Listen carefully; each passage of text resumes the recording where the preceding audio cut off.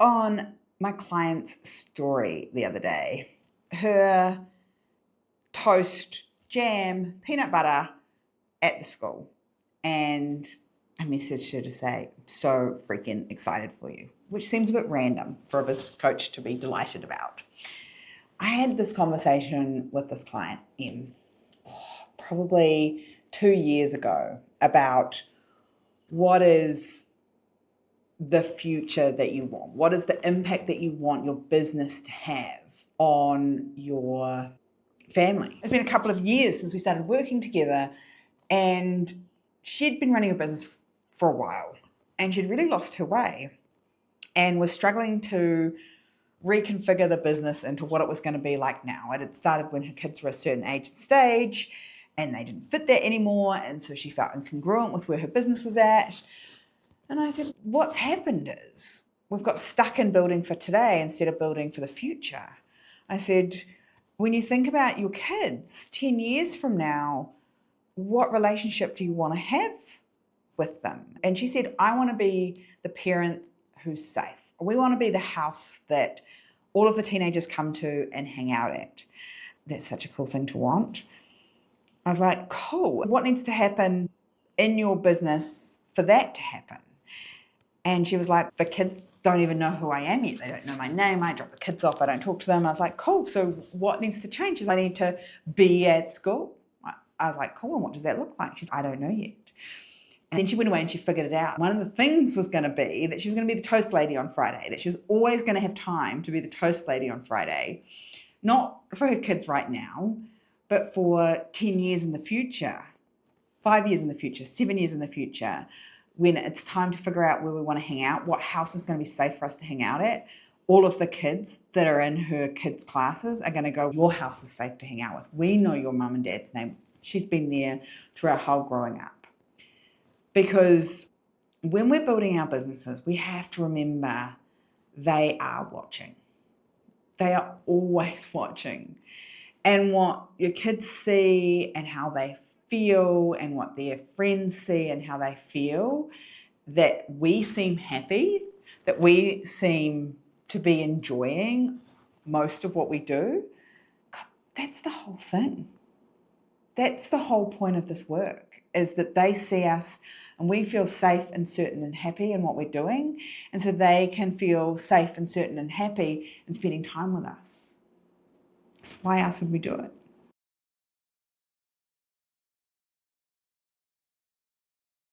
I think there's a silence in our industry around what it actually costs a woman to run a business. Not financially, structurally. The standard business growth model, the one behind every course, every mastermind, every framework you've ever been sold, was not designed with a woman in mind.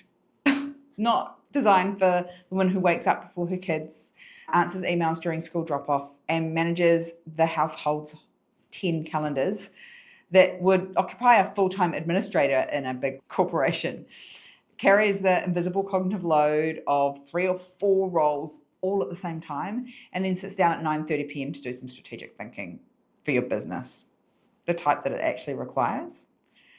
It was designed for someone with way more uninterrupted hours, more delegated domestic infrastructure, and more cultural permission to prioritize financial growth above relational pressure. We're not that person. And the cost of applying that model to our lives, the cost of pretending it fits, is being carried quietly, consistently, and invisibly for too long. That's the silence. And naming it is where we're starting today. In 1963, a mathematician named Edward Lorenz made a rounding error in a weather simulation of all things. The difference was like 0.0012. Tiny, invisible, and produced an entirely divergent forecast. Lorenz named what he'd found sensitive dependence on initial conditions. The popular imagination translated that into the butterfly effect. There's been movies about it. But basically, a butterfly flaps its wings in Brazil and a tornado forms in Texas. But the insight that stays is this. In a sufficiently complex system, small actions propagate consequences that are disproportionate to their origin. The butterfly doesn't produce the tornado through force. It produces it through the compounding logic of the complex interconnected system where every small action is connected to every other. Now, hold that alongside what you're actually operating inside of. You're not operating in one system. You're operating in a family ecosystem, a business ecosystem, a community ecosystem, and a personal identity ecosystem. All simultaneously active, all interdependent, all responding to every choice you make. The conventional business advice you receive treats you as if you inhabit only one of those. It tells you to scale, to delegate, to systemize, as if the other three systems can just sit there and wait quietly. They are not. They are knocking at your door asking for ice cream or knocking at your door asking for more screen time.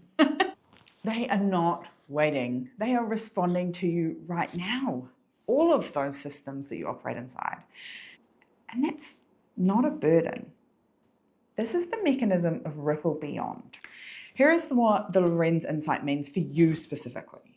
You do not need to be the tornado. You need to find your butterfly. The smallest, most easeful action, the structural change, the decision made from the decade lens, the load put down, the rhythm steadied. That initiates cascading consequences through every system you inhabit, not through force, through the logic of a complex system responding to a well-placed initial condition. The governing question for Ripple Beyond as an accelerator is this: how freely does your impact travel? Not how much revenue are you generating, not how many hours are you working. How freely does what you're building travel beyond your direct effort, your direct presence, your direct involvement? Because the sad truth about most of the businesses I see, the impact stops at the woman. It stops right at the edge of her direct output. The impact stops at you, at the businesswoman. It stops at the edge of your direct input. The moment you step back, it contracts. The moment you take a week off, it feels wobbly. The moment you have a hard season, the whole thing recalibrates downward. That's not Ripple Beyond. That is a business that is still entirely dependent on the initial condition of you showing up every day. Ripple Beyond, that's the architecture that allows the impact to keep traveling long after you've stopped directly spinning the wheel, directly propelling it forward. You've got employees, contractors, a team that makes better decisions when you're not even in the room. A business model that generates revenue that you don't have to personally deliver on.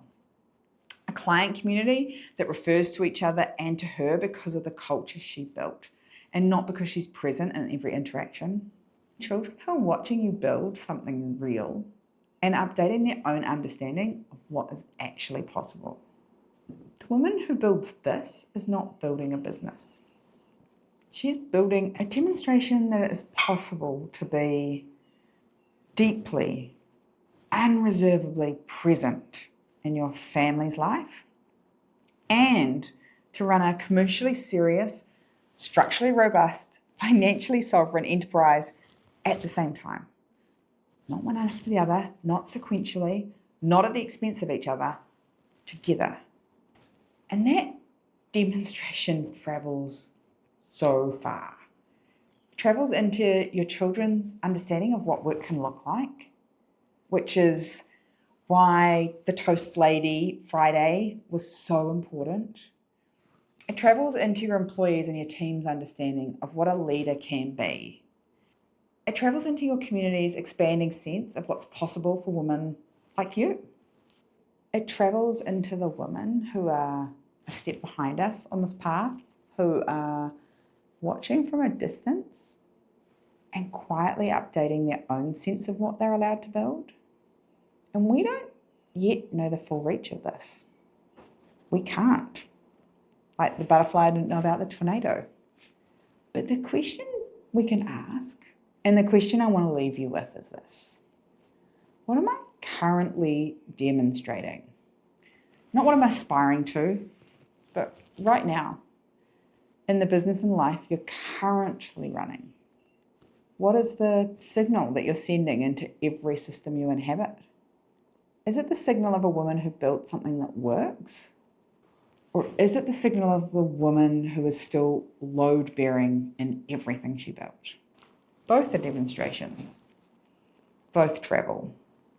The question is, which one are you? It's really important when you think about these demonstrations that any advice, support, program that helps you grow your revenue without growing your generous capacity, that builds your systems without building your enduring strength, that produces paper profit without moving you towards cash overflow, is offering you a partial service. Not an inferior one, just a partial one. And a partial service for a woman already operating at systemic capacity is not neutral. It actually adds to your load. It increases the gap between what she's building and what she actually deserves to be building. The standard here is ripple beyond. The measure is how freely does that impact travel? Anything less than that is incomplete.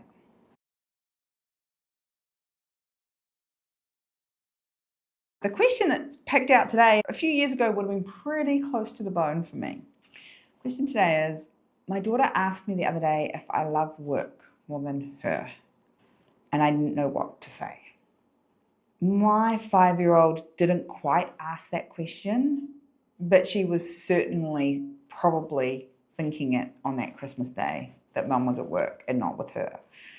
And I want to sit with that just for a moment, because the fact that your daughter feels safe enough to even ask it, just like Scarlett felt safe enough to say what she wasn't happy with, that matters probably more than anything else, even if it might have hit you like a gut punch in the moment. Because if she doesn't feel connected to you, she wouldn't ask or she wouldn't say. They just go quiet. So the fact that she's asking is really good. That there's a relationship there between you that's strong and she feels safe in it. We want to check in when we get questions from our kids. Like, what are they actually asking? And sometimes you can just dig a little deeper with them. But she's not like running a survey on your priorities and putting points to each of it. She was just really asking you, do I matter? Am I visible to you? In the middle of everything you're building here, Mum, is there a version of me in it? The answer to that is not less business, not less work. The answer is a differently built business. You want to build a business that runs so that she's not a constant emergency for you. You're not using up all your availability on her emergencies. A business that pays you properly so you're not carrying financial stress when it comes to a family moment. A business with a rhythm that's steady enough that she can feel like you're present because you are actually present, not physically there and mentally 6 emails deep. The problem here is never the ambition. The problem is the structure that forces the false choice between the business that you have and the people that you built it for, because she's probably one of them. And the false choice is not inevitable. It's just a design failure, and it's totally fixable. That Lorenz insight applies here too. So you don't have to overhaul everything to change the signal she's receiving. You just need to find the butterfly.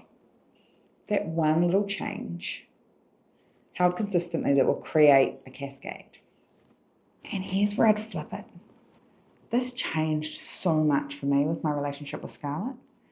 When I started asking her what I needed to be doing to show up as a great mum for her, what would make our relationship, our mother-daughter relationship, great now and in the future. And she wanted so much less than society's frickin' list of stuff. You ask your children, how can I show up for you? What could mum do to be a great mum? Now, you might get some, give me more screen time and take me on holiday at Disneyland and things like that maybe you can't deliver on, but you'll probably get some really great answers that you can deliver on really easily. For some kids, it's just a protected morning, that you don't look at your phone or your emails when they've got you in the morning. For some, it might be that when you pick them up from school, that you're genuinely there with them, maybe with an ice cream, without being distracted by anything going on with employees and customers. For some, it's the week off that actually happens, and that you're not distracted from being with them in the week off because the business doesn't wobble anymore because it's built not to. Figuring out what your kids want and need, bedtime story every night, school pick up with you, school drop off with you, a weekend away, a sleepover, a date day with you, or a date hour with you if they've got lots of brothers and sisters. It might be just that simple. But in the moment, she asked you what felt like a really hard question. And the answer is, for all of us, is that I'm building something that is partly for you. And I haven't finished building it yet, but when it's done, you'll know. And what can I do right now that will help me show you that you're part of it? And then go and find that butterfly and shift it. Simple question this week. How freely does your impact travel right now? Beyond your direct presence, beyond your direct effort, into your team, into your clients, into your family, the woman watching you from a distance? And if the honest answer is, it doesn't travel very far yet, that the impact pretty much stops at the edge of me, it's useful information, just information. Because now you know where you're at, that's where the butterfly needs to shift. Next week, we're bringing this all together, the full standard, the complete picture, and the question I want to leave you for everything that comes next. Don't miss it. Till next time, stay Moxie.